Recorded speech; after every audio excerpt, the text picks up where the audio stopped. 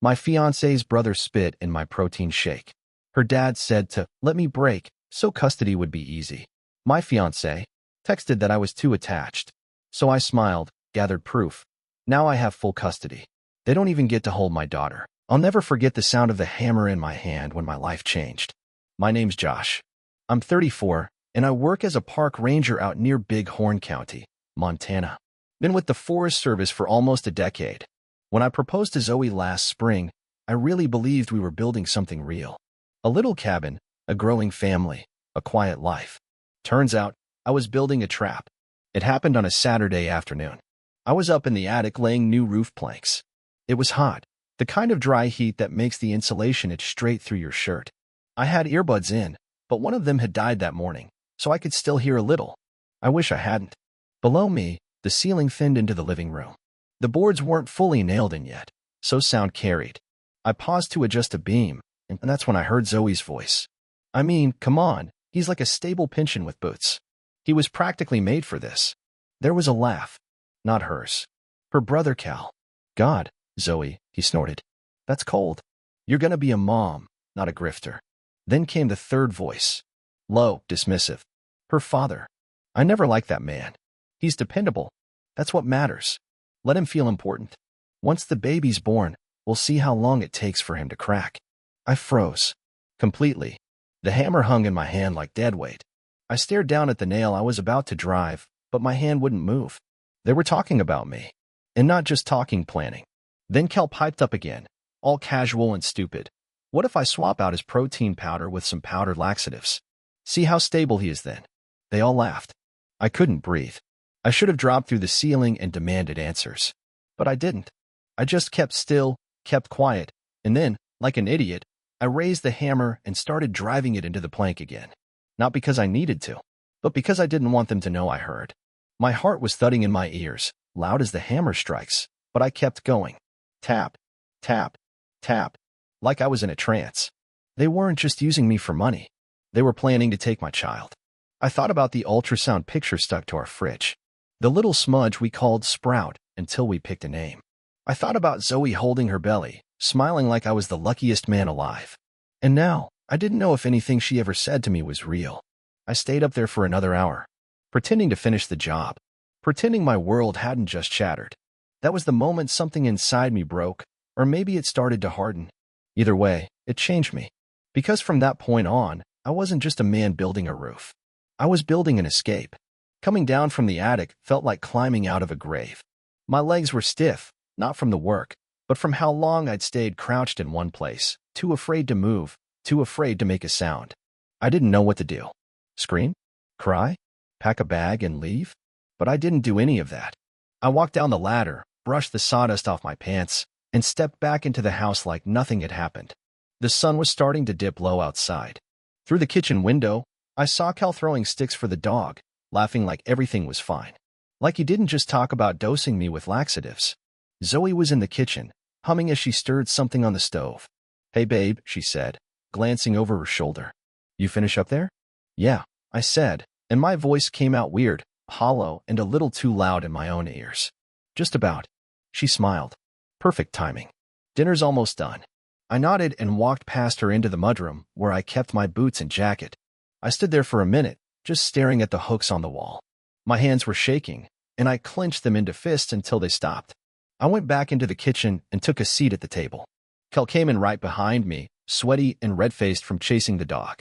Smells good, he said, plopping into the chair across from me. I hope it's not that quinoa crap again. Zoe swatted him playfully with a dish towel. It's chicken and rice, you brat. She served us each a plate like we were just three folks living the simple life. My plate was piled high, chicken, vegetables, a mountain of rice. My stomach growled on instinct, but the memory of Cal's joke about the protein powder had sunk into me like rot. I pushed the plate away. Not hungry? Zoe asked. Nah, I muttered. Headache. She gave me a look, the kind she used when she thought I was being stubborn, but didn't push it. She and Cal dug in while I sat there, pretending to scroll through something on my phone. As they chatted about a podcast Zoe had been listening to, my eyes wandered to her face. She looked so normal, so warm and easy. The Zoe I loved. The Zoe I'd planned to marry. But now every word she said felt like theater. Every movement felt rehearsed. I kept thinking about all the times she told me she was working late. All the times she asked for a little help with bills, saying her bank messed up a deposit. Every little story she fed me, it all started to look like pieces of a bigger plan. After dinner, I told them I needed to check on some tools in the equipment shed. That was a lie. I locked the door behind me, sat on the old bench by the work table, and finally let myself fall apart. I didn't make a sound. Just sat there, tears rolling down my face, silent and bitter. My jaw ached from clenching it so hard. I didn't know what to do. But I knew one thing for sure. I wasn't going to confront her. Not yet. Because if they were playing a game, then I was going to start playing one too. And I wasn't going to lose. The next morning, I was already up before sunrise. The sky was still black, and the cabin was quiet except for the dog pacing near the front door, sensing something was off.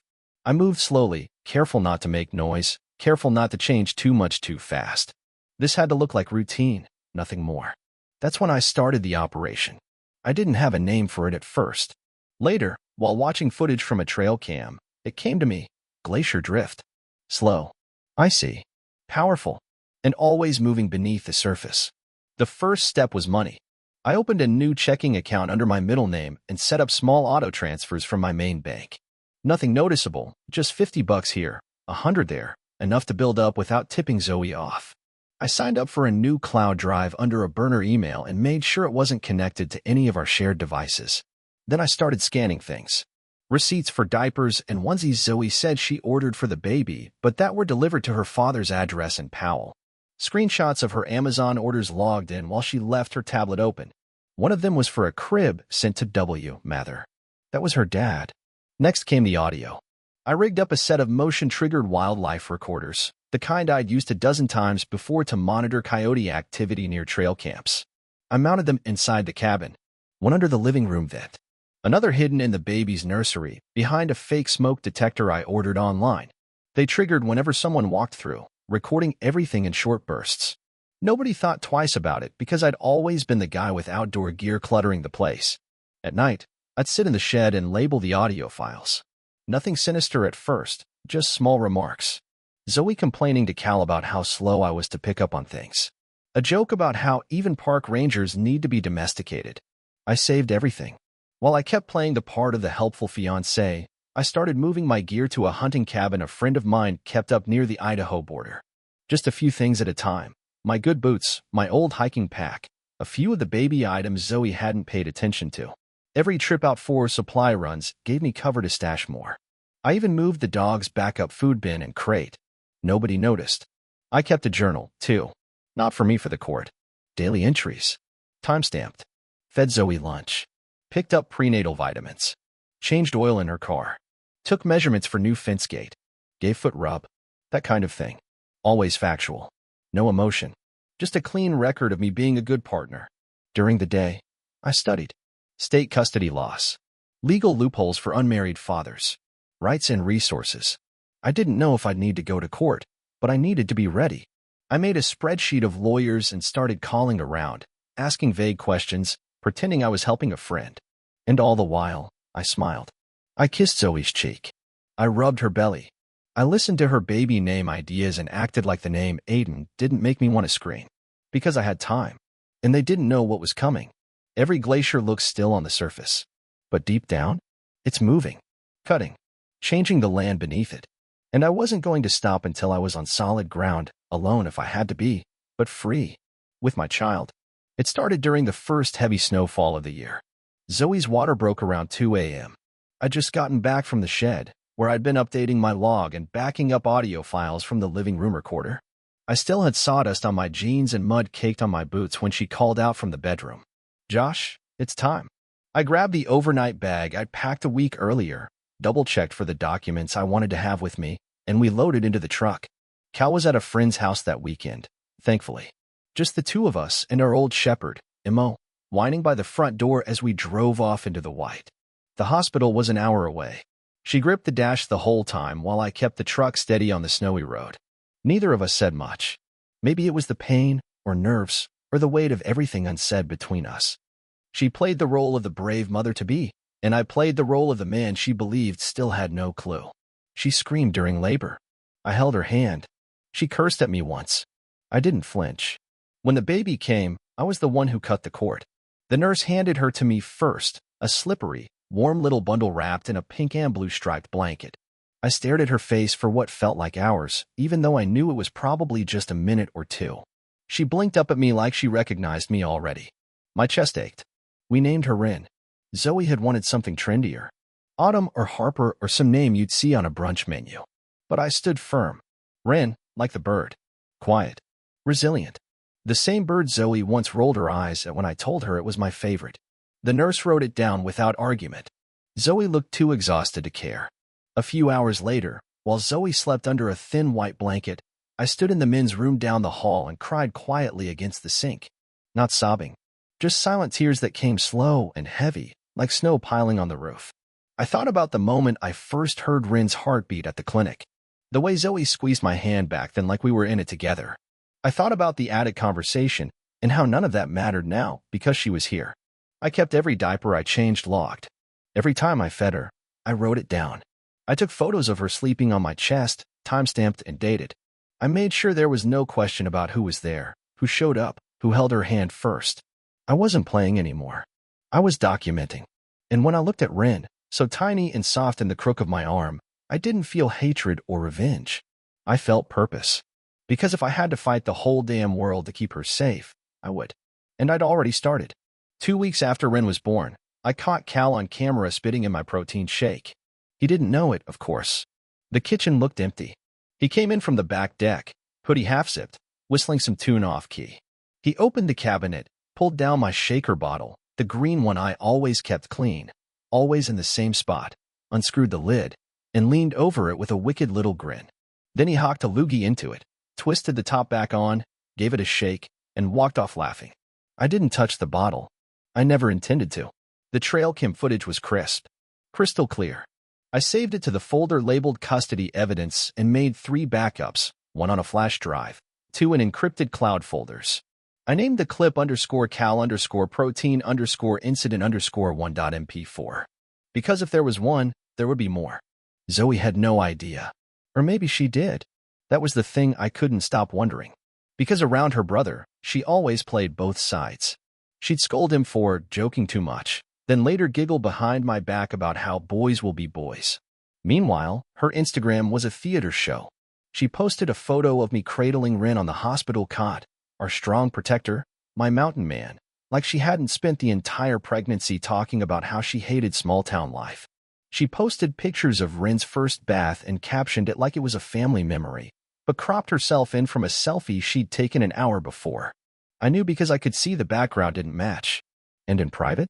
She was still texting her dad. I read one that made my stomach knot. He's getting too attached. Might be a problem later. Gotta start weaning him off the baby stuff. Let him work more. Her dad replied, let him burn himself out. Once he breaks, custody will be easy. I didn't confront her. I copied the text into screenshots. I added them to the timeline I was building. I created a separate folder just for manipulative communication. Every time she told me she needed baby supplies but used the card at some boutique downtown, I flagged it. Every time she left me alone with Rin, just for a bit, and didn't come home until midnight, I logged it. What made it all harder was Rin. She was so small, so soft. She'd started turning her head toward my voice. She'd calmed down when I picked her up. Her little hand gripped my shirt like I was her entire world. And Cal? He still came around every other day. Still called me Ranger Rick when Zoe wasn't in the room. Still made dumb jokes about how Rin sounds like the name of a salad. I had once taught him how to shoot a crossbow. I had helped him write his community college application essay. I treated him like a kid brother. Now I couldn't even leave a drink unattended around him. And Zoe, sometimes she looked at me with real softness. Or maybe it was guilt. Or fear. I couldn't tell anymore. It didn't matter. Because the evidence was piling up. They weren't just careless. They were cruel. And I wasn't just documenting anymore. I was preparing for war. It was a Thursday. The kind of cold that settles into your lungs and makes your breath feel like smoke. Zoe had plans to go shopping with her dad and Cal. Baby supplies and new boots, she said, tossing the keys into her purse like it was any other day. I kissed her on the cheek as she headed out the door. Told her to take her time. She smiled, distracted, already checking her phone. They'd be gone for hours. I knew the route. I knew the stores. I knew exactly how long I had. As soon as the truck pulled out of the drive, I got to work. Everything was already packed. I had prepped for this like a ranger prepping for a winter storm. Calm, methodical, months in the making. The tote bins were lined up in the shed, labeled and ready. Ren's diapers, formula, clothes. The baby carrier. My camping gear. Legal folders. Flash drives. Journal logs. Backup phone. My ranger badge. Mo's leash. A go bag with just enough to last until I could breathe again. I loaded everything into the back of the truck, double-checking every strap, every bin. The last thing I grabbed was Ren, swaddled and sleeping in her bassinet. She stirred a little when I tucked her into the rear seat, but didn't cry. Just blinked up at me with those big eyes. Mo jumped in beside her, tail wagging nervously like he knew this was different. I left a letter behind. Not for Zoe. Not for her father. For Cal. Cal, I hope one day you grow up and realize what you threw away. I treated you like family. Like a brother. I gave you trust, and you spit in it, literally. I'm not angry. Just done. I hope you find some part of yourself that knows how to be better. For your own sake. Take care of yourself. Josh. I placed the letter on the kitchen counter, right next to the green protein shaker he thought I hadn't noticed. I stood in the doorway one last time and looked around the cabin. The crib Zoe never used. The hunting boots I left behind. The walls I built with my own hands. It wasn't home anymore. We pulled out slow, tires crunching over the frost-bitten gravel. I kept checking the rearview mirror, but there was nothing behind us but trees. 3 hours later, we were at the hunting cabin near the Idaho border. No neighbors for miles. Just pines and snow and the low whistle of wind through the ridge. I cranked up the old fireplace, laid Ren down in the portable crib by the couch. Mo curled up at her feet. I sat on the porch, phone in hand. I waited 5 minutes, then opened the spit video. I sent it to Zoe with no message. Just the footage. Then I turned the phone off. And for the first time in months, I sat still and watched the snow fall. Not as a man trapped, but as a father finally free. I turned the phone back on exactly 24 hours later. The second the screen lit up, it started vibrating like it was panicked. Missed calls, voicemails, unread texts, dozens of them stacked in red dots. First Zoe, then her father. Even Cal tried once, probably before he realized I'd seen the video. I didn't open a single one. They showed up the next morning. I heard them before I saw them. Tires grinding over the frozen gravel outside the cabin, the distant slam of truck doors, hurried footsteps crunching snow. I was already dressed.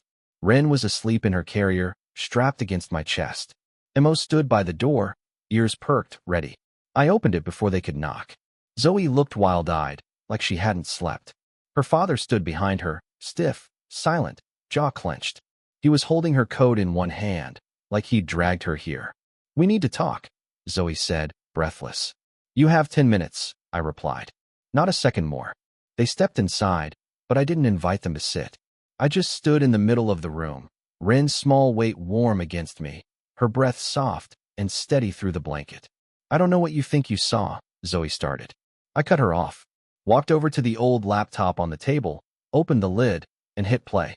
The attic recording came first. Her voice, Cal's joke, her father's cold calculations. Then the protein shake footage. Then the screenshot of her text to her dad. "He's getting too attached." No one said a word. Just the quiet buzz of the laptop speakers, Zoe's laugh echoing through the room like a ghost. When the video ended, I closed the lid. "I wanted you to hear it from yourselves," I said. No spin. No excuses. Zoe's lips were trembling, but no words came. Her father stayed stone still, red-faced, breathing through his nose like he was trying not to explode. "I trusted you," I said quietly, looking straight at Zoe. "You said you loved me. You said this baby was ours." "She is," she whispered. "Josh, please. She's not a bargaining chip," I cut in. "Not a strategy. Not part of whatever twisted plan you cooked up." Her father stepped forward. "We were trying to protect her. You're overreacting." "Stop," I said sharply. "You had your say. You got your 10 minutes. I looked down at Ren, still sleeping peacefully against my chest. I rested my hand gently on the back of her head. "She's safe now," I said. "And she'll stay that way." Zoe started crying then. Real tears, I think. Or maybe just the kind that show up when your plan falls apart. Either way, I didn't hand her the baby. "She's not a prop," I said. "You don't get to hold her for appearances." I just want to say goodbye, she whispered. You said all you needed to in that attic. They left without another word. I didn't watch them drive off. I just stood there until the sound of tires disappeared down the road. Then I locked the door, checked the baby monitor, and sat by the fire with Rin in my arms. They thought I was broken, but I was just getting started. Court was nothing like the movies. No dramatic outbursts. No last-minute revelations. Just cold facts, legal files, and a tired judge who'd probably seen too many broken families trying to tear each other apart. But this time, I wasn't the one tearing anything down. I was the one laying it all out. My attorney was sharp, recommended by a ranger buddy who'd gone through his own custody war 2 years back. She knew the state laws inside and out, and more importantly, she believed in being overprepared. By the time we walked into that courthouse, our evidence folder could have doubled as a phone book. The judge flipped through it slowly, pausing every few pages. Audio transcripts, timeline logs, bank statements, screenshots of Zoe's messages about breaking me down, the video of Cal spitting into my drink, the footage of Zoe and her father planning custody strategies like they were drawing up plays for a football game. Zoe sat at the opposite table, pale and stone-faced, her lawyer whispering in her ear. Her father, barred from direct testimony after an outburst at the pre-hearing, sat behind her looking like a loaded gun someone forgot to check for safety. They tried to argue entrapment, said I'd been staging things, that I invaded their privacy. But the judge didn't care. He looked right at Zoe and said, whether or not you were being recorded, the intent was clear. And it was hostile. Her lawyer shifted uncomfortably. The judge flipped one more page. This isn't about whether the father was overcautious. It's about the best interests of the child. And just like that, the decision came down. Full physical custody to me. Supervised visitation for Zoe twice a month at a neutral site under state-approved oversight. Zoe's father? Barred from any contact with Rin indefinitely. The court called it emotional endangerment. I just called it overdue. When it was over, Zoe didn't look at me. Not when she stood. Not when she walked past. Her lawyer gave me a polite nod. That was the closest thing I got to an apology. I carried Rin out of the courthouse in her car seat, the same way I'd carried her out of the hospital weeks ago, tiny, quiet, sleeping through storms she couldn't yet understand. We drove straight back to the cabin. The sky was dark by the time we pulled in. Snow had fallen again, soft and quiet over the ridge. I lit the fire, fed the dog, and held Rin close while she babbled softly against my chest. Then I pulled out the last box of Zoe's letters. The one she used to write back when I was stationed in Glacier, when she said she couldn't wait to raise a child wrapped in trees and mountain air. I fed them into the fire one at a time, not out of anger, but to burn away the last illusion. Because now, everything left in my life was real and mine to protect. Life got quiet after the court ruling. Not empty, just quieter. Like the woods after a long storm, everything still wet and heavy, but peaceful. I didn't hear much from Zoe except through the court-appointed liaison. Her visitation schedule came in a formal letter, with bullet points and time slots and phrases like neutral location and 0 unsupervised contact. I pinned it to the fridge. Ran, and I slipped into a rhythm. I got up early every day, just like I always had, but now instead of checking trail cams or patrolling backroads, I made bottles and sang lullabies with a cracked voice and bad timing. Rin didn't seem to mind. She'd started making those soft cooing sounds when she woke up, like little questions she was asking the world. I started journaling again. Not the clinical custody log, this was different. These were real pages. Thoughts, fears, little victories. I wrote down the first time Rin tracked my movement across the room. The day she stopped crying when I picked her up, like she'd decided I was her person. I wrote about the late nights and the early teething signs and how the dog curled up under her crib like a sentry on patrol. I also wrote about the visits. Zoe showed up on time. Every time. She brought soft blankets and storybooks and tried to look like the version of herself she used to sell online, calm, centered, smiling through the chaos. But the edge was gone. The mask didn't fit like it used to. She never touched Rin without permission. She'd hold her gently, carefully, almost like she was waiting to be judged for every second of contact. I stayed silent through those visits. I didn't coach or argue. I just watched, observed, documented. Zoe didn't cry, not even once. But something in her eyes changed. She didn't call me names, didn't blame me. She just sat across from me with a tired smile that said, I know you don't trust me. I don't expect you to. Her father sent a gift once. A wooden rattle in a box wrapped in paper with tiny ducks on it. No note, just his name scrawled on the shipping label. I didn't open it. I put it in a storage bin marked for the record, sealed with duct tape, and stacked behind the baby's emergency supplies. Because the door might be closed, but I wasn't foolish enough to pretend it was locked forever. The real milestone came on a Tuesday. I was sitting on the floor, sipping cold coffee while Ren chewed on a stuffed bear's ear. Mo laid next to us, half asleep. Out of nowhere, Ren rolled onto her stomach, gave a determined grunt, and started crawling. Unsteady, clumsy, but real. Straight toward the dog. He looked up just in time to get a baby slap to the snout, then let her climb over him like he was a hill made just for her. I cried, not because it was cute, but because after everything, the attic, the lies, the court, she was still moving forward. And so was I. It was a quiet Sunday afternoon, one of those cold, clear days where the sky looks like glass and the wind cuts just enough to remind you it's still winter. Ren had just fallen asleep after dragging a set of measuring spoons across the floor like they were treasure. Mo curled up beside her crib, snoring softly. I had just sat down with a fresh cup of coffee when there was a knock on the door. Not loud, not rushed, just there. I opened it to find Zoe standing on the porch, holding a paper cup from the coffee shop down in town and a nervous half-smile. I was early for the visit, she said. I figured I'd bring something warm. I nodded, stepped aside. Thanks. She sat across from me at the kitchen table, hands wrapped around the cup like she needed something to hold on to. We didn't talk about the past. Not directly, but it hung there between us, like smoke that never fully cleared. After a while, she asked, "Do you ever think about starting over?" I didn't answer right away. I stared out the window at the snow melting in slow patches across the yard. The ridge in the distance looked sharp against the pale sky, hawks gliding over it like they owned the air. Then I looked back at her. "I think about peace," I said, "and how hard it is to find once you've had it ripped away." She nodded, lips pressed tight. "I miss what we had. I miss what I thought we had," I replied quietly.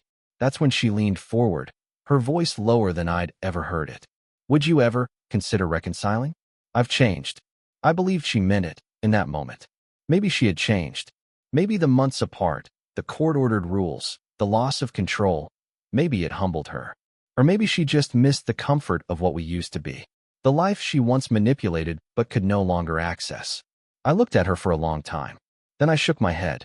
"No," I said gently, "because peace is too valuable to gamble on someone who broke it once." She didn't argue, just looked down at her cup, nodded slowly, and stood.